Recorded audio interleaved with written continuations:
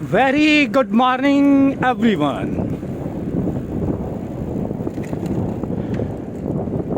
हल्की हल्की हवा और शायद धूल भरे आकाश में हम यात्रा पर निकले हैं। सुबह से एक विचार मंथन में चल रहा है। हिंदी में एक मुहावरा है, राग आलापना, और इसी से संबंधित एक और मुहावरा है, झुनझुना बजाना। दोनों का अर्थ लगभग एक सा ही है। एक ही चीज़ को बार बार करना, उसकी पुनरावृत्ति करना, और इस प्रकार पुनरावृत्ति करना कि उससे उकताहट उत्पन्न हो जाए। तो हम राग आलापना की बात करते हैं। जिनको संगीत में अभिरुचि है, जिन्हें संगीत प्रिय है, वे जानते होंगे, जानना चाहिए भी, कि आलाप होता क्या है। एक ही राग की पुनरावृत्ति इस प्रकार करना कि उचित आरोह अवरोह, मध्यम सप्तम द्रुत विलंबित के साथ वह रस उत्पन्न कर दे, तो वह राग का आलाप है। रसिक श्रोता राग के आलापने को भी पसंद करते हैं, और मैं इन दिनों साइकिल राग का अभ्यासी बन गया हूँ। अब आते हैं उस झुनझुने बजाने वाली बात पर। हाँ, माना झुनझुना बजाना कोई अच्छी चीज़ नहीं है, लेकिन हम में से प्रत्येक किसी न किसी रूप में प्रतिदिन उस झुनझुने को बजा ही रहा है, अपनी विवशता में, अपनी मजबूरी में। मेरे एक विद्यार्थी ने मेरे पिछले 1.5 महीने के साइकिलिंग रिकॉर्ड का एक बहुत ही सुंदर ग्राफिक प्रस्तुतिकरण बनाकर मुझे शेयर किया है। तो उनके लिए मैं धन्यवाद कह सकता हूँ, आभार प्रकट कर सकता हूँ, और शाबाशी तो दे ही सकता हूँ, और शाबाशी तो ढेरों शाबाशी। इस शाबाशी से मुझे महाभारत की महान कथा का छोटा सा प्रसंग याद आ गया है।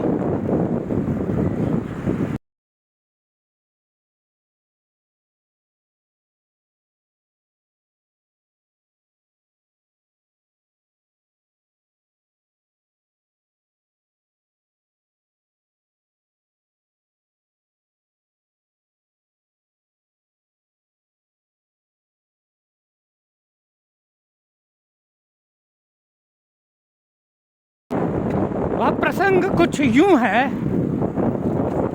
कि रणभूमि में, कुरुक्षेत्र में, अर्जुन और सामने कर्ण के मध्य युद्ध चल रहा है। बाणों का प्रहार हो रहा है। अर्जुन जब अपने बाणों का प्रहार कर्ण के रथ पर करते हैं, तो कर्ण का रथ कोसों दूर पीछे चला जाता है, और कृष्ण जो अर्जुन के सारथी हैं, वे अर्जुन को थोड़ी सी भी शाबाशी नहीं दे रहे हैं। और वहीं जब कर्ण के बाण अर्जुन के रथ पर लगते हैं और वह इंच भर भी हलचल दिखाता है, तो कृष्ण के मुंह से निकलता है, वाह कर्ण, वाह कर्ण। अर्जुन अचंभित हैं कि भला यह क्या बात हुई। मेरे युद्ध कौशल पर थोड़ी भी शाबाशी नहीं। और कर्ण के इतने छोटे से प्रयास पर इतनी बड़ी शाबाशी। कृष्ण मुस्कुराते हुए कहते हैं, अर्जुन अपने रथ को देखो, अपने रथ पर सवार मुझे देखो, अपने रथ की पताका पर हनुमान को देखो। अरे सारा विश्व तुम्हारे रथ पर सवार है और कर्ण उसमें हलचल पैदा कर पा रहे हैं, तो सोचो कर्ण कितने महावीर हैं। मेरे इस बच्चे ने उसी कर्ण की तरह व्यवहार किया है, नहीं तो समर्थ लोगों के बीच में और भी ऐसे प्रयास दिखने चाहिए थे। तो इसलिए मेरे इस विद्यार्थी को मैं शाबाशी तो ज़रूर दूंगा, और आज अपने वीडियो में मैं उन ग्राफिक प्रस्तुतिकरण को भी ज़रूर दिखाऊंगा। हो सकता है उस पर कुछ गलतियां हों, लेकिन वे क्षम्य हैं। चाहता तो यह था कि आज अपना झुंझुना शांत ही रखूं, किसी तरह की बाधा उत्पन्न न करूं, परंतु नटखट बच्चे के हाथ में झुंझुना आ जाए और वह उसे न बजाए, तो भला पहले ऐसे कभी हुआ है कि जो आज ही हो जाता? तो फिर मैं तो ले ही चलूंगा आपको अपनी एक नई यात्रा पर, नए बाजार की ओर। तो अभी मैं प्रवेश करूंगा न्यू गेट से, और न्यू गेट में प्रवेश करते ही उसके बाएं हाथ पर आने वाले बाजार को हम देखेंगे। तो सामने है न्यू गेट। न्यू गेट के ठीक आगे चौड़ा रास्ता। न्यू गेट झांकता है त्रिपोलिया गेट को, त्रिपोलिया गेट झांकता है न्यू गेट को। तो अब हम प्रवेश कर रहे हैं इस बाएं ओर के बाजार में, जो है नेहरू बाजार। तो नेहरू बाजार फैला है न्यू गेट और अजमेरी गेट के मध्य। मैं न्यू गेट से घुसकर प्रवेश करके नेहरू बाजार के बाएं हिस्से को अभी दिखा रहा हूँ। बड़े प्रसिद्ध बाजार हैं ये जयपुर के, जो एक रेखा में, क्षैतिज रेखा में बने हुए हैं। संजय मार्केट, बापू बाजार, नेहरू बाजार, इंदिरा मार्केट और जयंती मार्केट। ये बाजार MI रोड के समानांतर चलते हैं। बड़े मशहूर बाजार हैं ये।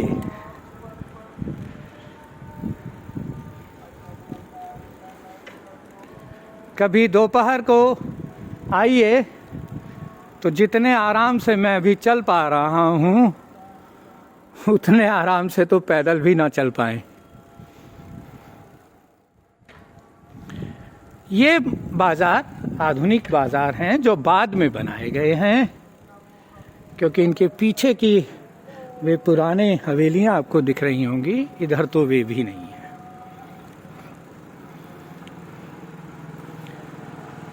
तो बस ये बहुत ही छोटे क्षेत्र के बाजार हैं। हम न्यू गेट से आए और ये सामने अजमेरी गेट आ गया है।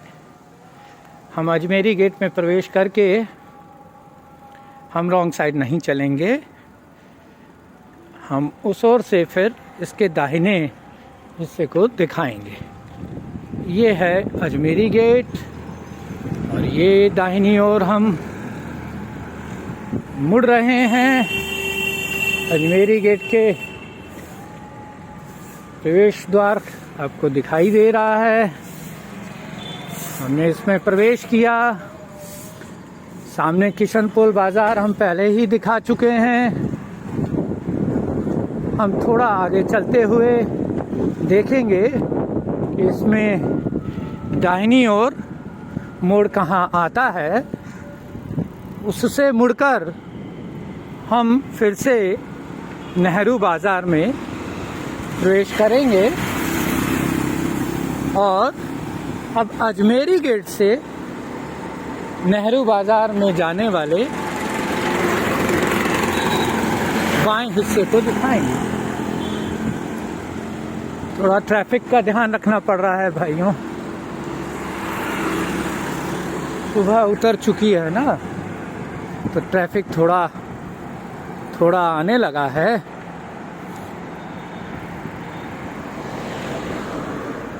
ये एक मोड़ हमें मिल ही गया। पतंग घर के सामने बोराज ठाकुर के रास्ते के पास। आपको बताया था ना बोराज ठाकुर का रास्ता किशनपोल बाज़ार में। बोराज पर गंदगी वैसे ही पसरी पड़ी है अभी भी, मतलब कि ये कचरा गाह बन गया है। वो सामने अजमेरी गेट है, बस उसी से हम बाईं ओर नेहरू बाज़ार में प्रवेश कर जाएंगे। आपको ये बोर्ड दिखाई दे रहा होगा नाम पट्टी का, देख लें। ये तो पीछे का है, ये सामने लिखा है नेहरू बाज़ार और ये हमने प्रवेश कर ही लिया है।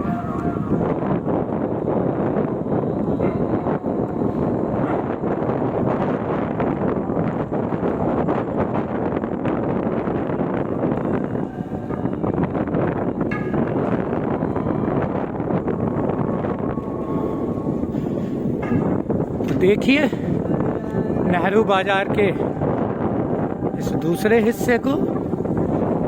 पता नहीं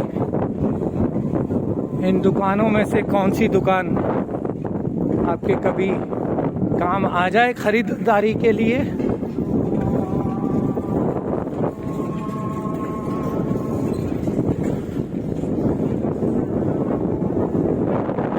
साउंड किंग बड़े मशहूर थे किसी समय, कैसेट्स ले जाया करते थे हम। ये नीलम ढाबा है साहब।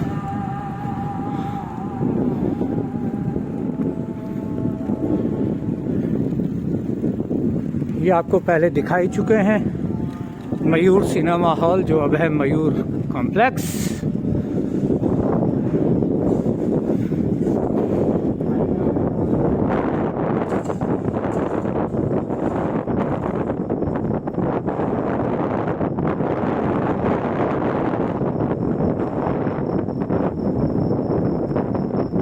बस यही तो है नेहरू बाज़ार, छोटा सा। अब हम न्यू गेट से फिर से आगे निकल जाते हैं बाहर की ओर, MI रोड की ओर।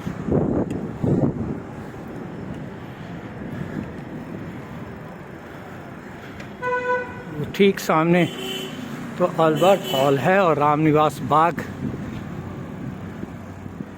तो बस हो गया नेहरू बाज़ार का दौरा, छोटा सा दौरा। ऐसे बियाबान रास्तों से गुजरना मुझे बड़ा पसंद है। कौओं की काँव काँव का आनंद लीजिए।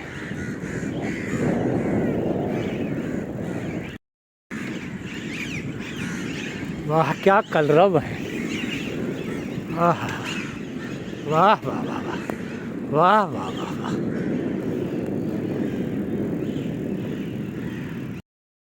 एक बोध कथा सुनेंगे क्या?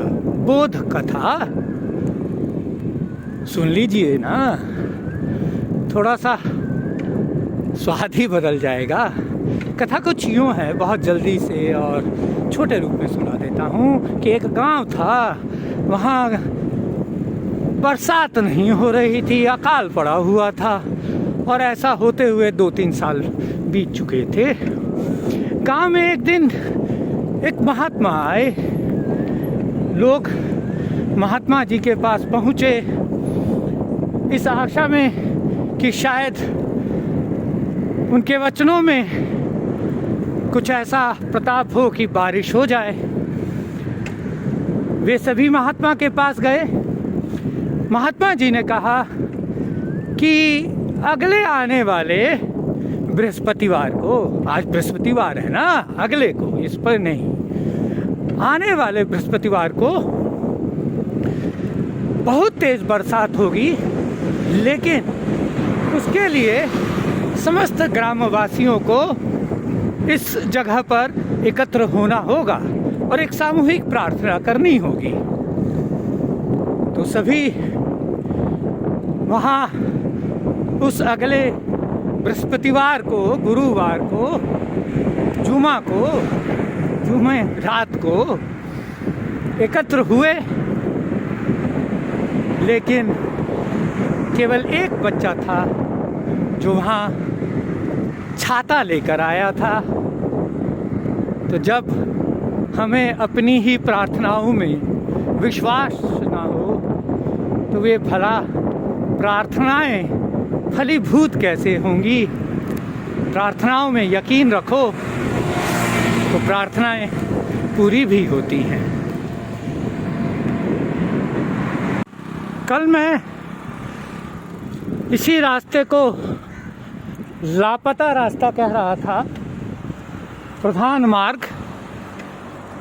यह रास्ता आता है जयपुर कैलगरी वाले रास्ते पर झालानत से होते हुए, लेकिन कल के इस अनजान रास्ते को परिचित बना लेना चाहता हूँ, इसलिए पुनः इसी पर लौट आया हूँ।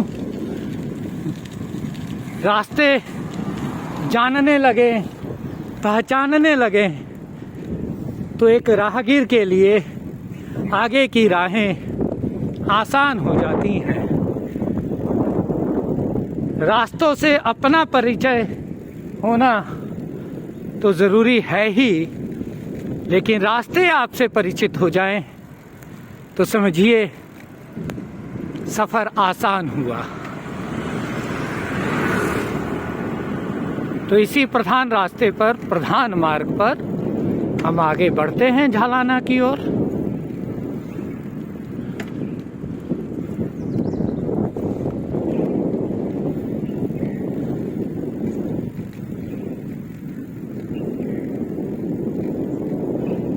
इसके उस ओर बिल्कुल समानांतर रूप से, पैरेलल रूप से रेलवे पटरियां भी जा रही हैं। दिशा शायद दिल्ली वाली हो, मुझे पता नहीं है। रास्ते में अभी सुबह की हलचल बहुत सीमित है।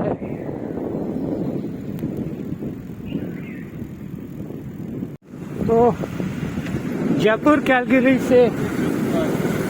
कैलगरी रोड से हमने प्रधान मार्ग पर प्रवेश किया और यह अब सामने आ गया है झालाना डूंगरी का मार्ग, जो जगतपुरा की ओर जाता है बाईं ओर।